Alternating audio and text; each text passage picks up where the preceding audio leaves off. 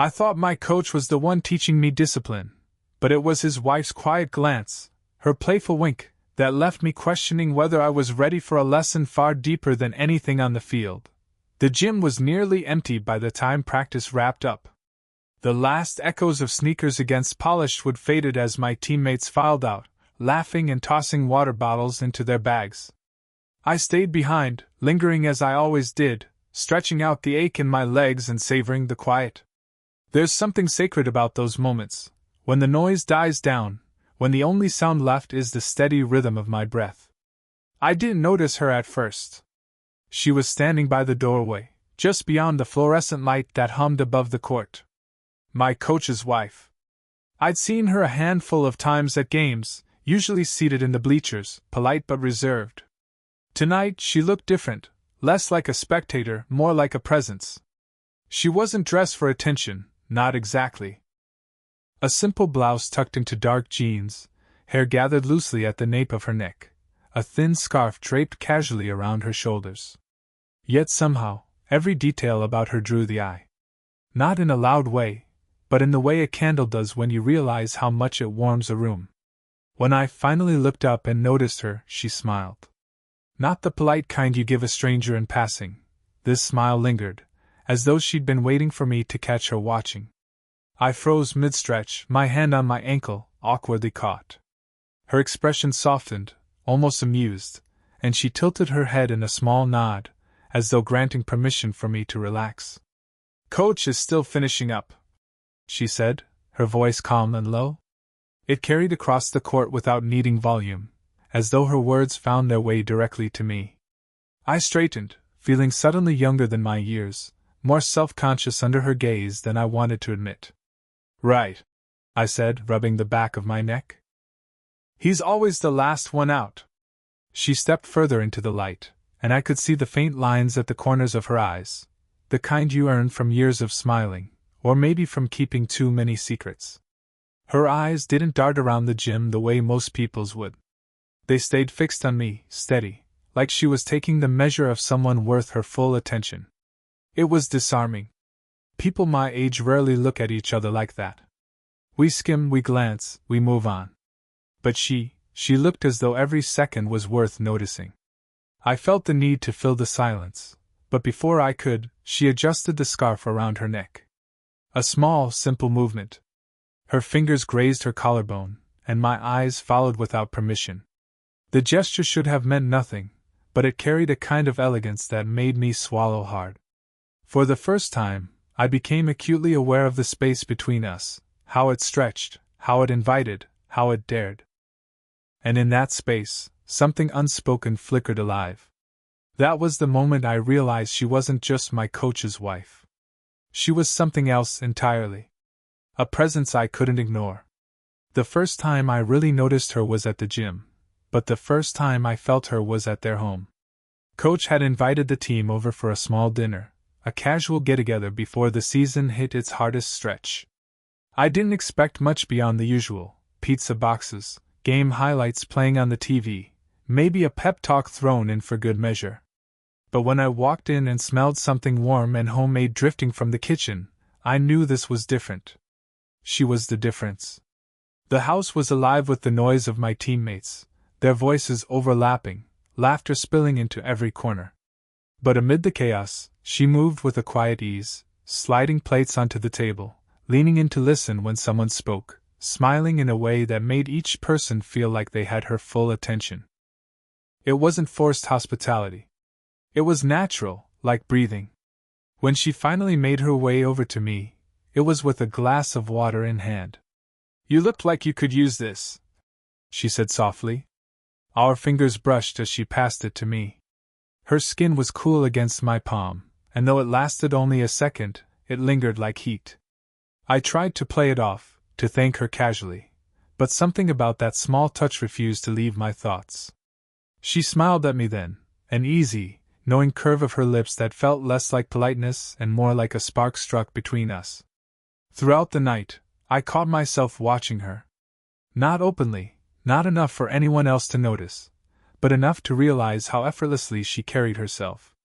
When she laughed at one of my teammates' jokes, she tipped her head back slightly, eyes closing for just a moment, as though she let the joy soak in before returning it. When she listened, she leaned in, her hands folding gently in front of her, her focus steady and unbroken. It was strange, being drawn to someone who wasn't trying to stand out.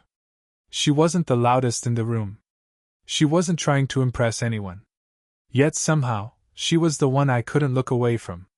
Later, after most of the guys had drifted toward the living room, I found myself in the kitchen, rinsing my plate under the tap. She came in quietly, setting down a tray. For a moment, it was just us, the soft clink of dishes filling the silence. "You're different," she said suddenly. Her tone wasn't teasing, but thoughtful. I turned, startled. "Different how?" Her eyes lingered on mine, unwavering. "You notice things. Most people your age are too busy talking to listen, too busy moving to pause. But you watch. You take it in." I didn't know what to say, so I just stood there, water running uselessly over my hands. Her words settled into me like a weight, one that felt both terrifying and thrilling. And then she smiled, just enough to break the tension. "It's a good thing," she added, her voice dropping softer, almost like a secret. That was when I realized she wasn't just being kind. She was seeing me. And being seen by her lit something inside I wasn't sure I'd ever be able to put out. The gym was almost silent that evening, long after practice had ended. The fluorescent lights hummed overhead, casting pale reflections on the polished floor. My teammates had already gone, and Coach was still locked away in his office, no doubt poring over game footage. I stayed behind, half out of habit, half out of a need to clear my head.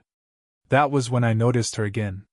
She was sitting on the edge of the bleachers, legs crossed neatly, a book in her lap but her eyes not on the page.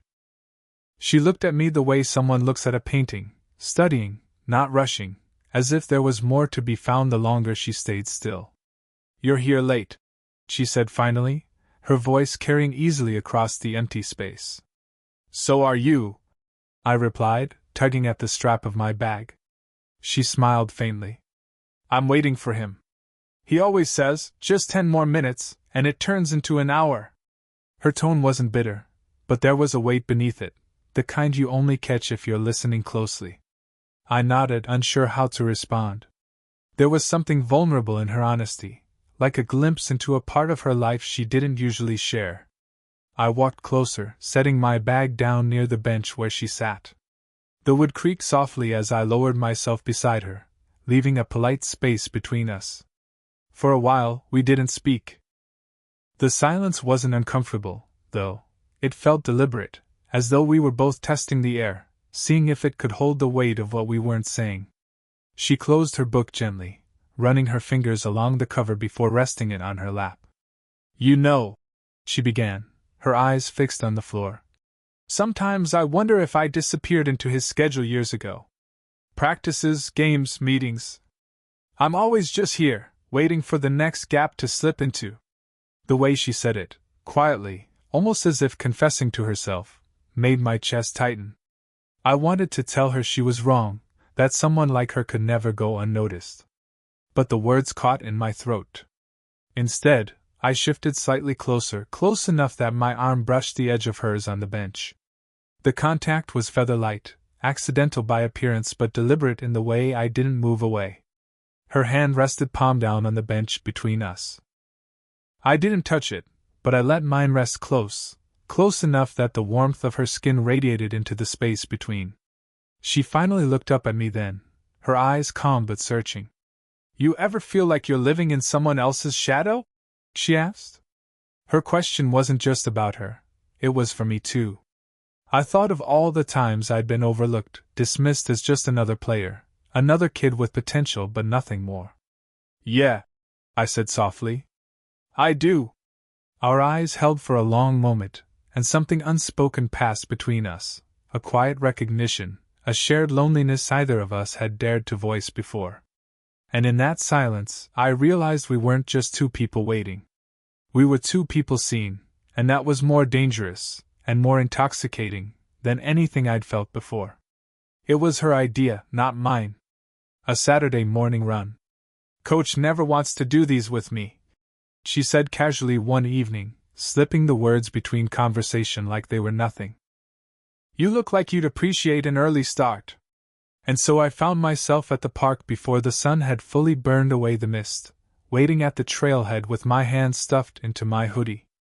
The air was cool, carrying the sharp smell of damp earth and grass, the kind of morning that makes you feel awake down to your bones. She arrived a few minutes later, dressed simply, running shoes, leggings, and a light jacket. Nothing extravagant, but somehow she managed to look striking. Effortless. Her hair was tied back, a few strands loose around her face.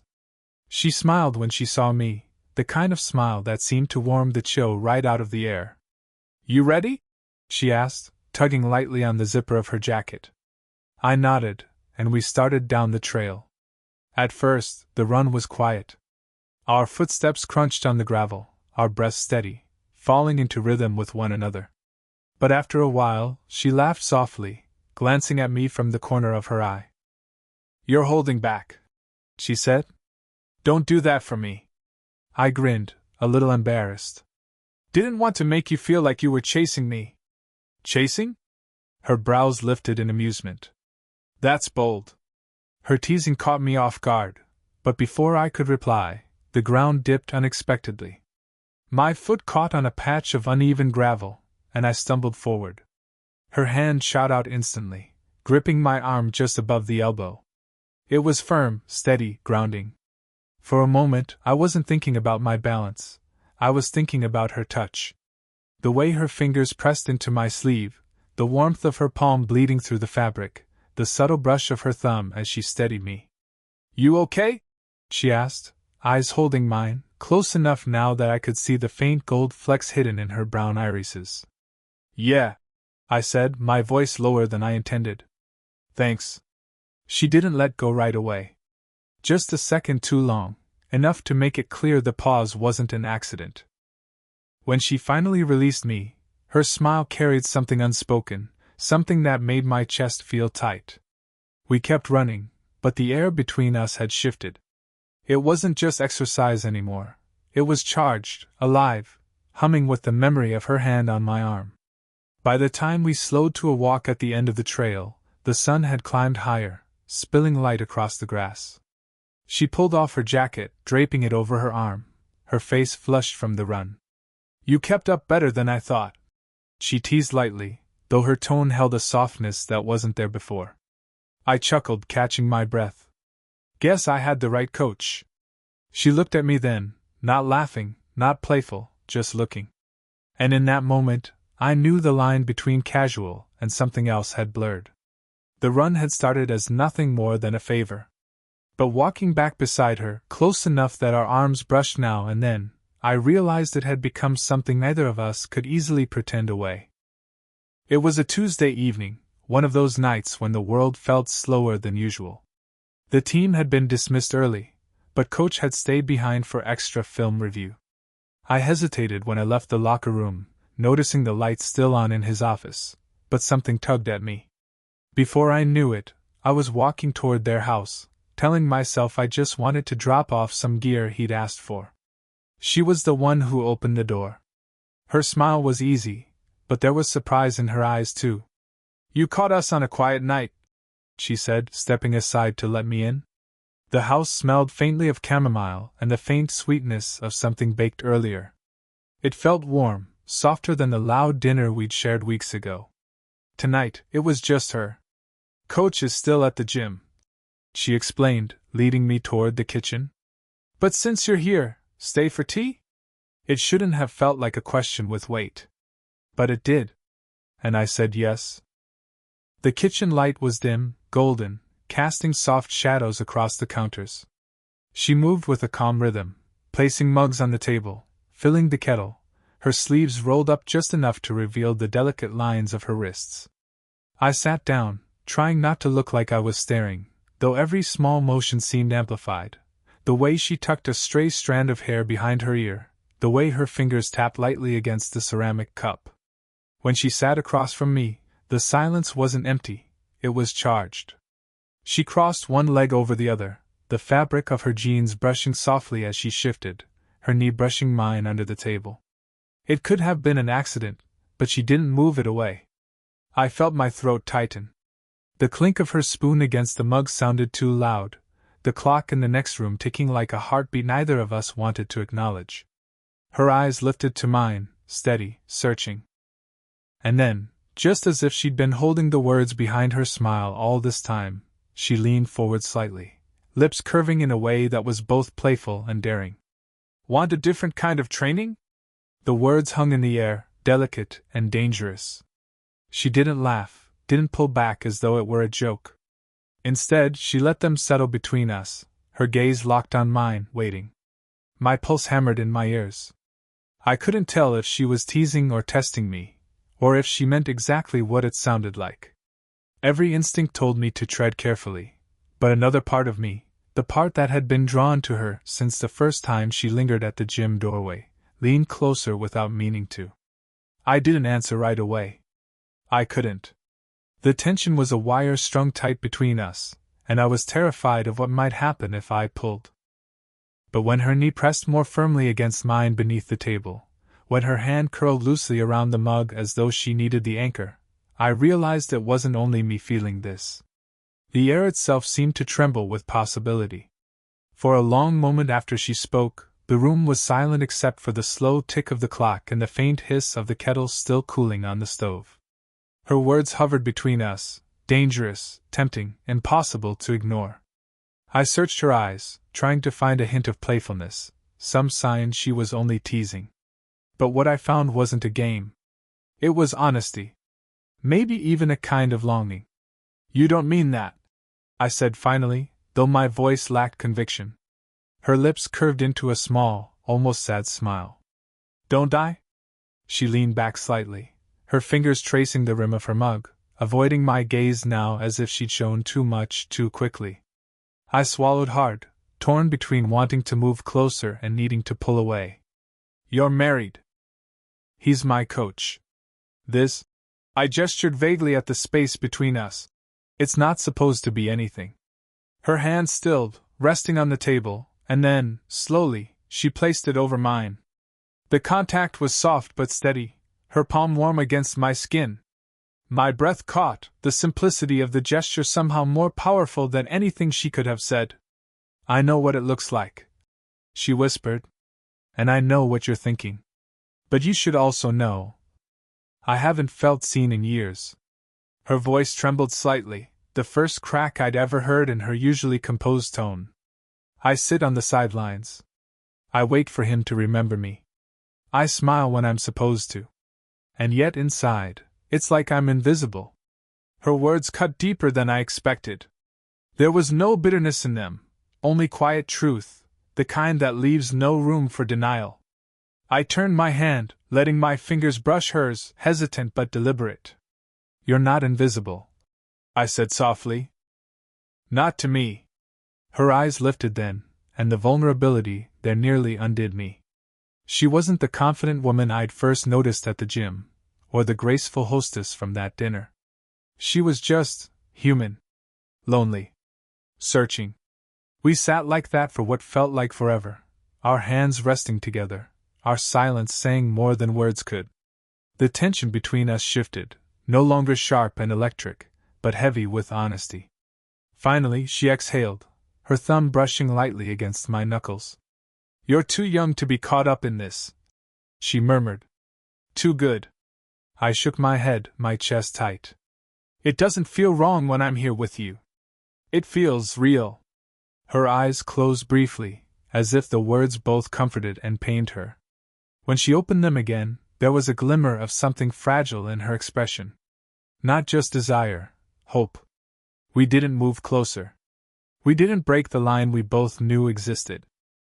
But the weight of her hand on mine, the softness in her gaze, the quiet confession of loneliness, that was enough to change everything.